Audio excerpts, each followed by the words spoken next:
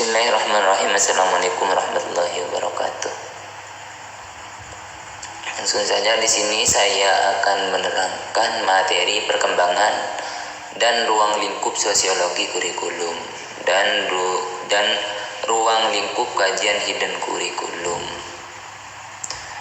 Materi ini ada dua indikator pembahasan. Yang pertama ruang lingkup sosiologi kurikulum, yang kedua ruang lingkup kajian hidden kurikulum. Sedangkan yang pertama di sini ruang lingkup sosiologi kurikulum, di sini ada beberapa pembahasan. Yang pertama di sini sejarah perkembangan sosiologi kurikulum. Mulai tahun 1960 sampai 1970. Di sekitar tahun ini diawali dengan konsep para sejarawan menulis kurikulum dengan menggunakan konsep sosiologis, sehingga muncul pertanyaan kritis tentang pendidikan yang memiliki perbedaan yang signifikan antara kurikulum dengan pengetahuan. Sehingga berawal dari ketidakpuasan itu, kalangan sosiolog Inggris terus mencari jawaban hingga membuat sejumlah orang-orang intelektual yang berada di Institute of Education London. Pada tahun 1990,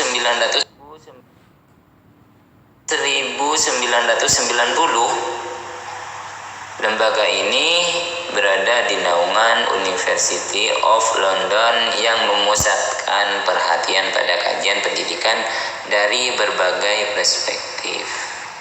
Sehingga di lembaga tersebut ada dua tokoh yang berpengaruh, yakni Basil Bernstein dan Michael F. de Jong.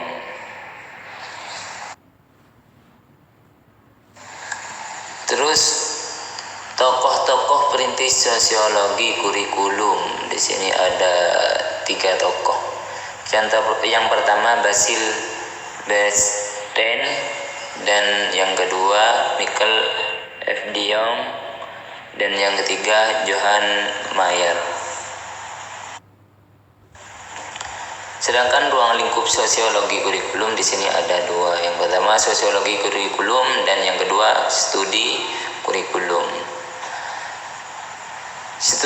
Sosiologi kurikulum di sini adalah studi yang membahas relasi sosial politik kurikulum di masyarakat secara luas, yang di dalamnya menjelaskan bagaimana terjadinya dominasi oleh kelompok dan ideologi dominan terhadap kelompok sosial yang lebih lemah.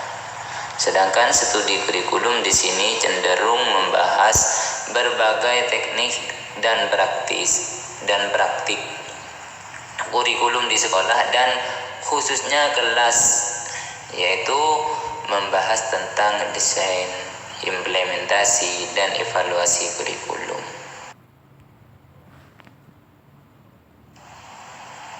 Sedangkan ruang lingkup yang terakhir dari sosiologi kurikulum di sini adalah kontribusi sosiologi kurikulum.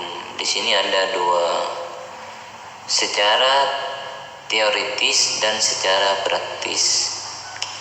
Secara teoritis di sini berupaya mengembangkan berbagai teori, pendekatan maupun perspektif terbaru sebagai upaya pengembangan keilmuan sosiologi kurikulum secara disiplin ilmu. Sedangkan yang sosiologi kurikulum secara praktis di sini, hal ini menjelaskan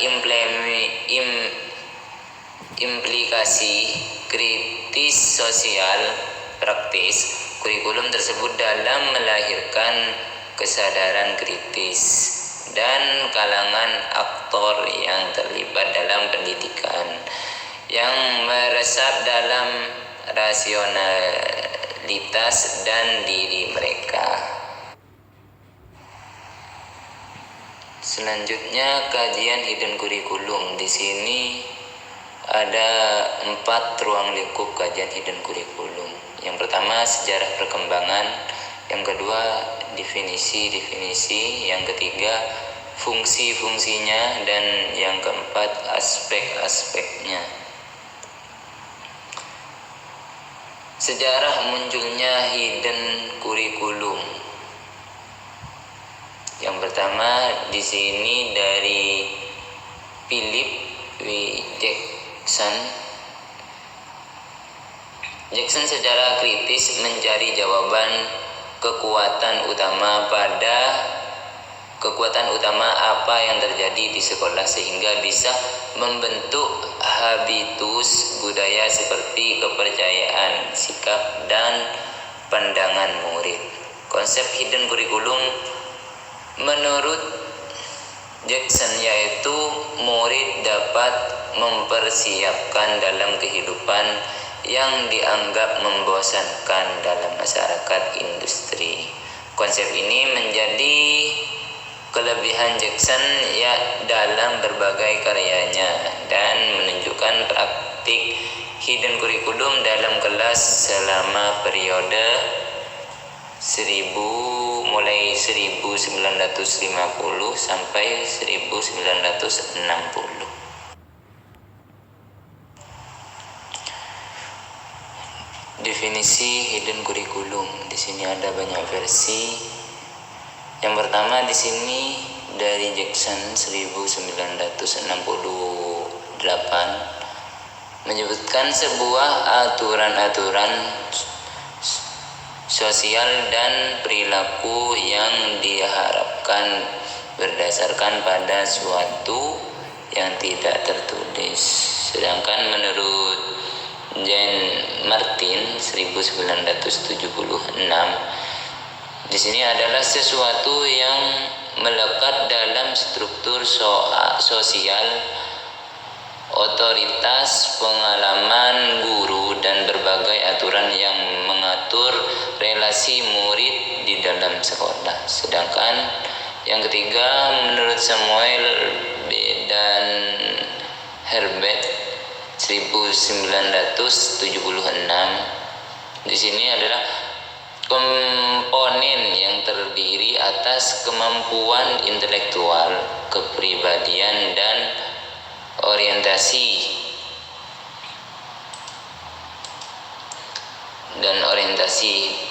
pekerjaan. Sedangkan menurut Paul Willis 1977 sesuatu yang dianggap penting untuk menentukan reproduksi relasi kelas sosial dalam sekolah.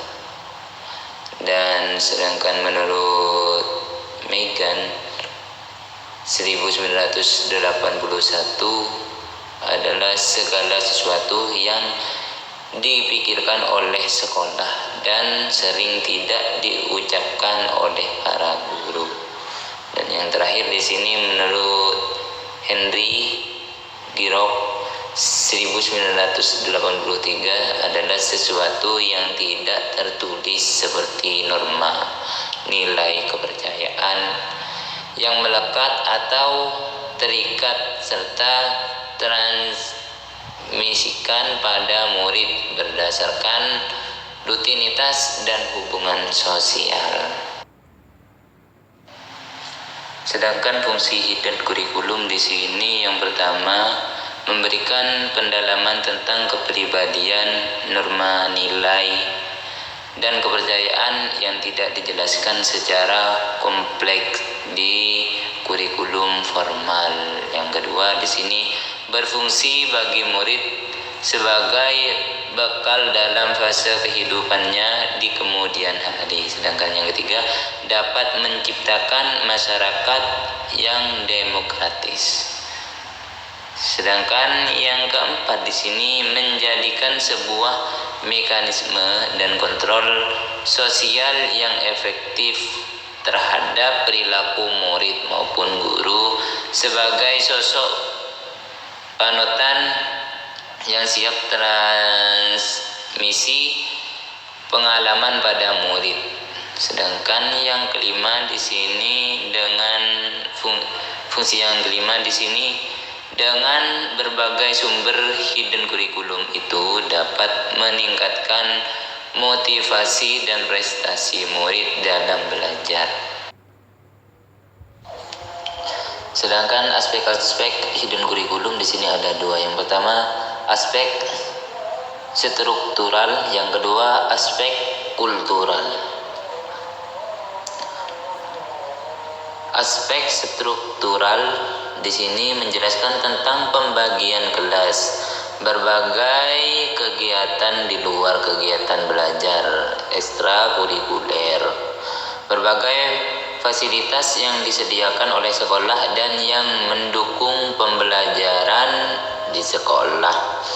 Sedangkan aspek kultural di sini mencakup norma sekolah, etos kerja keras, peran, tanggung jawab relasi sosial antara individu maupun kelompok, konflik antara pelajar, ritual, perayaan ibadah, toleransi, kerjasama, kompetisi, ekspektasi guru pada murid serta disiplin waktu. Sekian dari saya, kurang lebihnya mohon maaf. Akhirul kalam. Assalamualaikum warahmatullahi wabarakatuh.